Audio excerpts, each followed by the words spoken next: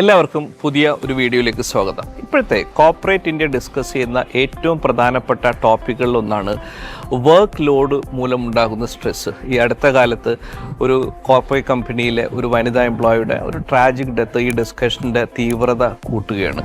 നമ്മൾ എപ്പോഴും പല ഓർഗനൈസേഷൻസിനും എങ്ങനെ എംപ്ലോയീസിനെ ഹാൻഡിൽ ചെയ്യണമെന്നുള്ളൊരു ഫെയർ വർക്ക് പോളിസിയും ഒരു സ്റ്റാൻഡേർഡ് ഓപ്പറേറ്റിംഗ് പ്രൊസീജിയറൊക്കെ മിക്കവാറും നല്ല കമ്പനികളുണ്ടാവും. എന്നാൽ എന്താണ് ഒരു ഓർഗനൈസേഷൻ? ഒരു ഓർഗനൈസേഷൻ എന്ന് പറഞ്ഞാൽ ഗ്രൂപ്പ് ഓഫ് ഇൻഡിവിജ്വൽസ് ആണ്, അല്ലേ? ആ ഇൻഡിവിജ്വൽസിൽ തന്നെയാണ് സൂപ്പർവൈസേഴ്സും മാനേജേഴ്സും എല്ലാം വരുന്നത്. അപ്പോൾ നമ്മുടെ സമൂഹത്തിൽ, നമ്മുടെ വീടുകളിൽ കാണുന്ന പോലെ വ്യക്തികളിലുള്ള പല ഡിഫറൻസസും അവരുടെ അപ്രോച്ചിലുള്ളതും ഈ പോളിസി ഇംപ്ലിമെൻറ്റ് ചെയ്യുന്നതിൽ എഫക്റ്റ് ചെയ്യാറുണ്ട്. അത് ഓർഗനൈസേഷൻ്റെ റെസ്പോൺസിബിലിറ്റി ആണെങ്കിൽ കൂടിയും നമ്മളൊരു ഇൻഡിവിജ്വൽ എന്നുള്ള രീതിയിൽ നമ്മൾക്ക് ഇതെങ്ങനെ ഹാൻഡിൽ ചെയ്യണം എന്ന് നമ്മൾ അറിഞ്ഞിരിക്കുന്നത് വളരെ പ്രധാനപ്പെട്ടൊരു കാര്യമാണ്. അപ്പോൾ നമ്മൾ നോക്കുകയാണെങ്കിൽ നമ്മൾ പല പ്രോഡക്റ്റിൻ്റെയും സർവീസസിൻ്റെയും ഉപഭോക്താക്കളാണ്, അല്ലേ? നമുക്കെപ്പോഴും അപ്ഡേറ്റഡ്, അപ്ഗ്രേഡഡ്, ലേറ്റസ്റ്റ്, ട്രെൻഡി ആയിട്ടുള്ള പ്രോഡക്റ്റും സർവീസസും വേണം. ഇത് വേണമെങ്കിൽ ഓർഗനൈസേഷൻസ് വ്യക്തികളിലും ടെക്നോളജിയിലും ഒരുപാട് ഇൻവെസ്റ്റ് ചെയ്യണം. അപ്പോൾ ഈ മാറി വരുന്ന കസ്റ്റമേഴ്സിൻ്റെ ഡിമാൻഡ് മീറ്റ് ചെയ്യാനായിട്ട് ഓർഗനൈസേഷൻസിനും ഒരു ഡിഫിക്കൽട്ട് ചാലഞ്ചസ് ഉണ്ട്.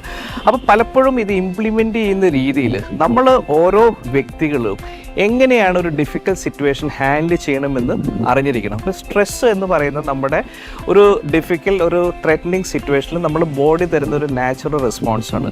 പല ആളുകളിൽ പല രീതിയിലായിരിക്കും അത് ഇമ്പാക്റ്റ് ചെയ്യുക. എങ്ങനെയാണ് ഇത് വളരെ സിമ്പിൾ പ്രാക്ടിക്കലായിട്ട് ഹാൻഡിൽ ചെയ്യേണ്ടതെന്ന് നമുക്ക് നോക്കാം.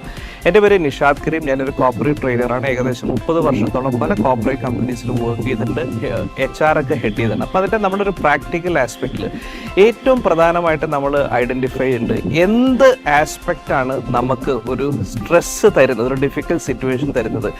ജോലിയാണോ, ജോലിയുടെ നേച്ചറാണോ, അത് ചെയ്യാനുള്ള നമ്മുടെ സ്കില്ലില്ലായ്മയാണോ, നമ്മളത് ചെയ്യാനുള്ള ആറ്റിറ്റ്യൂഡ് ഇല്ലാത്തതാണോ, നമ്മുടെ സൂപ്പർവൈസേഴ്സിൻ്റെ ആറ്റിറ്റ്യൂഡാണോ എന്ന് നമ്മൾ ഫസ്റ്റ് ഐഡൻറ്റിഫൈ ചെയ്ത് കഴിഞ്ഞിട്ട് നമുക്ക് എപ്പോഴും ഒരു ഓർഗനൈസേഷനിലായിരിക്കും നമ്മളൊരു കോപ്പപ്പ് മെക്കാനിസം ഉണ്ടാക്കിയെടുക്കണം. കോപ്പപ്പ് മെക്കാനിസം എന്ന് പറഞ്ഞാൽ നമുക്കൊരു ഡിഫിക്കൽട്ട് സിറ്റുവേഷനും ഒരു ഡിലമ വന്നു കഴിഞ്ഞാൽ അത് ഷെയർ ചെയ്യാനും അവരിൽ നിന്നൊരു സൊല്യൂഷൻ കിട്ടുവാനും നമ്മൾ തന്നെ കോൺഷ്യസ് ആയിട്ട് ഉണ്ടാക്കിയെടുക്കുന്ന ഒരു വ്യക്തികളോ ഗ്രൂപ്പ് ഓഫ് ആളുകളോ, അത് ഓർഗനൈസേഷൻ ആവാം, ഔട്ട്സൈഡ് ഓർഗനൈസേഷൻ ആവാം, നമ്മുടെ ഫാമിലിയിലാവാം.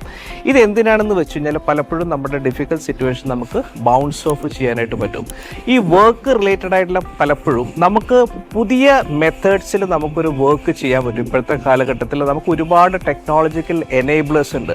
അപ്പോൾ എപ്പോഴും ഒരു ടാസ്ക് എങ്ങനെ പുതിയ രീതിയിൽ ടൈം എഫക്റ്റീവായിട്ട് ചെയ്യാൻ പറ്റുമെന്നുള്ളൊരു മാർഗങ്ങളെക്കുറിച്ച് നമ്മൾ എക്സ്പ്ലോർ ചെയ്യണം.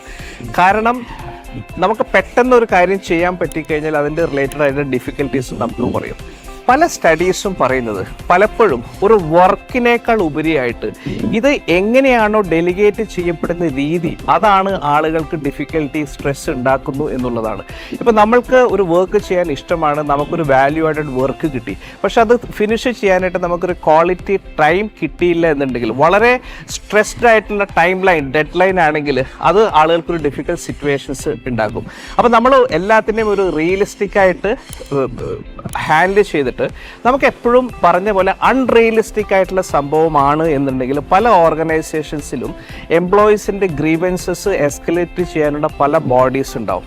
നമുക്ക് ഈ നമ്മുടെ വർക്ക് നമ്മുടെ എല്ലാ കേപ്പബിലിറ്റീസിനും സ്ട്രെച്ചിൻ്റെയും ബിയോണ്ട് ആണ് എന്നുണ്ടെങ്കിൽ നമുക്ക് ഇത് റിപ്പോർട്ട് ചെയ്യാനും എസ്കലേറ്റ് ചെയ്യാനുള്ള സ്ട്രക്ചേഴ്സ് ഉണ്ട്. നമ്മുടെ സൂപ്പർവൈസേഴ്സിന് വേണമെങ്കിൽ പറയാം.